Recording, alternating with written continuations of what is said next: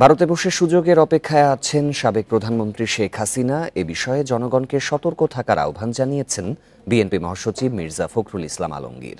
বলেন, ফ্যাসিবাদ পরাজিত হয়েছে, তবে নব্য ফ্যাসিবাদ যাতে না আসতে পারে সে ব্যাপারে সজাগ থাকতে হবে। সকালে নয়াপল্টনে বেগম খালেদা জিয়ার ৮০তম জন্মদিনের দোয়া মাহফিলে একথা বলেন তিনি। ফ্যালকন অ্যালুমিনিয়াম, নির্ভরতার প্রতীক।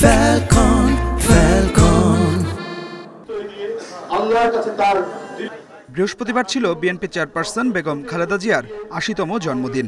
তার সুস্বাস্থ্য এবং দীর্ঘায়ু কামনায় শুক্রবার কেন্দ্রীয় কার্যালয়ে দোয়া ও মিলাদ মাহফিলের আয়োজন করে বিএনপি।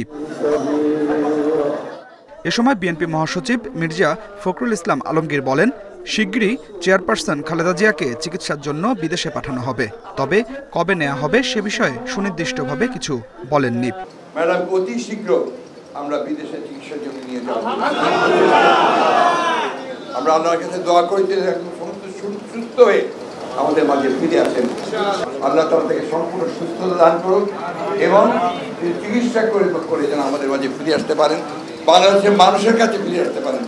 মির্জা ফখরুল আরও বলেন, ১৫ বছর ধরে চলা বিএনপির আন্দোলনে ছাত্র জনতা সাফল্য এনে দিলেও কাঙ্ক্ষিত গন্তব্যে পৌঁছাতে সময় লাগবে।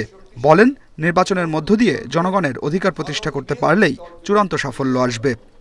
এখন অত্যন্ত একটা ভাসমান অবস্থা, যে কোনো মুহূর্তে ভারত যিনি বসে আছেন শেখ হাসিনা, তিনি তার সুযোগ গ্রহণ করতে পারেন এবং চক্রান্ত শুরু করতে। সেই চক্রান্তকে প্রতিরোধ করাই এখন আমাদের কাজ। এই যে আপনার কমিউনালিজমের কথা বলছে না, সাম্প্রদায়িকতা, সংখ্যালঘু সম্প্রদায়ের উপর অত্যাচার, এসব কথা বলছে না ওরা, এটা তাদের একটা চক্রান্ত। জনগণের অর্জন নষ্ট করতে আবার নতুন কোনো ফ্যাসিবাদ আসে কিনা সে শঙ্কা রয়েছে বলেও জানান মির্জা ফখরুল।